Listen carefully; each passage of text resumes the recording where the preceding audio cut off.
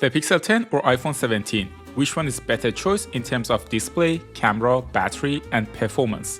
The first thing you will notice when holding both phones is that the Pixel 10 is both larger and noticeably heavier than the iPhone 17. It does weigh 204 grams versus 177 for the iPhone 17, but that doesn't mean you get a larger screen. They are both 6.3 inches since the Pixel 10 has larger bezels. The good news is that they both get pretty bright under sunlight, and there is no visibility issue with either of them. The iPhone 17 display has some anti-reflective coating though, and that can be nice as long as you don't apply a screen protector on it. Both phones are now 120Hz since the iPhone now has promotion on the base series, which is great. One thing to note is that the PWM on the Pixel 10 is low, and there is no sensitive eye option on the Pixel 10, while you can smoothen the PWM on the iPhone 17 if you are PWM sensitive. The back of the device is very different. The iPhone 17 has a more minimalistic design with two cameras, an ultra-wide and a wide lens, while the Pixel 10 has three cameras since it is also housing a telephoto lens. The main camera on the iPhone has a larger sensor, which means you get more light and dynamic range and also more background blur, as you can see here. Also, the lens is 26mm on the iPhone, whereas on the Pixel it is 25mm, which means on iPhone the shots are slightly tighter. Another noticeable difference is the color science, where on the standard profile the Pixel is more lively and colorful, while iPhone white balance has more green to it and the pictures are duller, especially for skin tones. The Pixel has more magenta tint, while the iPhone is more contrasty and darker. On the video side, I find the Pixel exposing the videos slightly more than the iPhone, and the iPhone is also darker here, especially if you look at the sky in the back. Also, the base Pixel phone doesn't have the 8K boost like the Pro version. The ultra-wide sensor on the Pixel is also smaller, which means you get less dynamic range and background blur, but during daylight, that's barely noticeable. Pixel has one big advantage though, and that's having a 5x telephoto lens. Therefore, if you zoom in, you get sharper images on the Pixel compared to the iPhone. Also, the zoom on the iPhone is limited and you can't get too close, whereas on the Pixel, you get zoom further, which is nice. If you take video on 5x zoom, the Pixel gives you better quality, but I also won't say the difference is crazy. iPhone has two other advantages though.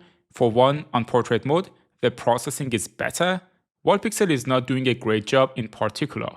And two, the selfie camera on the iPhone is rectangular, which means you can switch between horizontal and vertical selfies. I think this is a game changer for vlogging, and probably other companies are going to copy the same concept soon to let users make videos and photos more easily.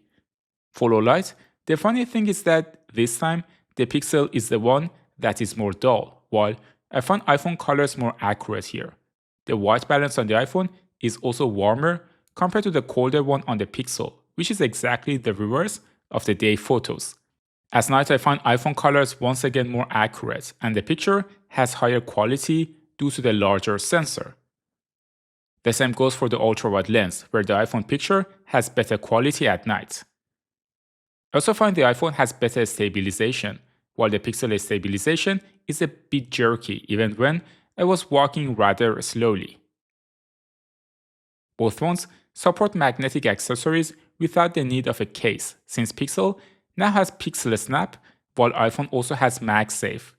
If you're looking to charge your phones, I do recommend getting the Charge AeroMag 5K or 10K power banks. These power banks are extremely thin and minimalistic, and they come in two colors, black and blue. They are Qi2 and can charge your phone wirelessly with 15 watts max speed. They are made by the sponsor of today's video, Charge, which is a brand known for making some of the coolest designs in tech. What I particularly like about this design is that the 5K power bank is so thin that it can fit anywhere, including your pocket. The 10K power bank is bigger, but is still thinner than most power banks with the same capacity. Also, the blue color fits very well with the iPhone 17 blue color and perfectly with the iPhone 17 Air Light Blue. You can of course also use the bi-directional USB-C port to charge your phone and the power bank. I put a link in the description, and thanks to Charger for sponsoring this video. The iPhone also has 2 more buttons than the Pixel. You have an action button that you can program to do different things. For me personally, it puts the phones on silent mode and bring it back to normal. Another one is the camera button, which you can use to pop up the camera and also use as a shutter button, or you can slide it to zoom in and out of the subject. The Pixel 10 has a 4970 mAh battery, while the iPhone has a 3692 mAh one. But it doesn't mean the Pixel gets 30% more battery life. For example, in a test that I have done for battery life, when the iPhone 17 died, the Pixel had only 8% battery left. By the end of the test, the Pixel 10 won the race with 8 hours and 11 minutes of screen on time, while the iPhone got 7 hours and 41 minutes, so the battery life difference is not crazy big, and you will be fine with either of the options for the whole day. Just carry a power bank if you are traveling. For performance, Pixel phones are usually not known for giving the best performance on flagship phones, and the Pixel 10 is also not an exception, despite the fact that the new Tensor chipset is made by TSMC and not the Samsung Foundry. Around Geekbench, on all new compact phones that came in 2025, and the Pixel 10 got the lowest score among them, while the iPhone 17 got 3rd place in multi-core. On single core, the Pixel 10 again got the last place, while the iPhone 17 got 2nd place after the iPhone 17 Pro. So if performance is important for you, go with the iPhone. We can compare the iPhone and Pixel without talking about Android and iOS. iOS 26 Liquid Glass has a very different design language than Pixel's Android 16 Material Expressive. The iPhone has this transparent look to it, which I kind of got used to over time on my personal iPhone. The Pixel has a more classic look with some added elements. They have more or less similar features. For example, if you hold the power button, you can use Gemini or Siri and ask questions. iPhone does one thing better, and that's the use of dynamic island for playing music, which I always feel lacks on Pixel. It would be better if they had added some kind of bar on top. Another difference between them is the selfie camera, where the iPhone 17 has dynamic island for face unlock, whereas the Pixel is more minimalistic and relies on the ultrasonic fingerprint scanner.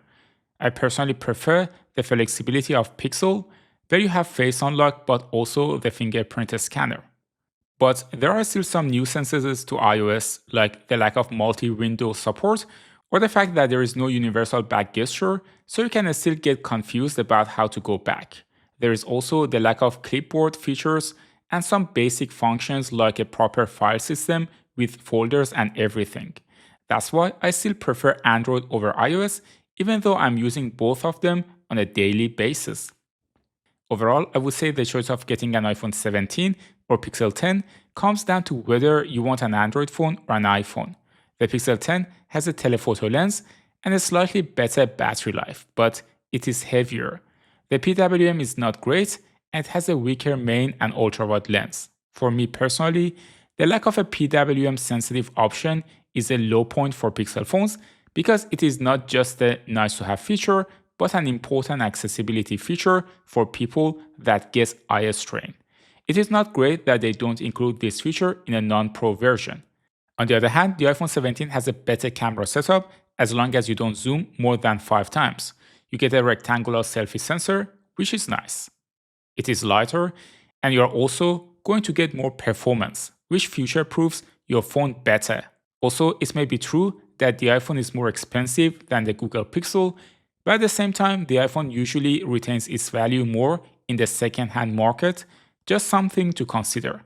For compact phones, another option you can opt for is the Galaxy S25. If you want to watch a day-in-the-life comparison of the Galaxy S25 versus iPhone 17 in Paris, you can watch this video next. Thanks for tuning into Techmo, and I will see you in the next one.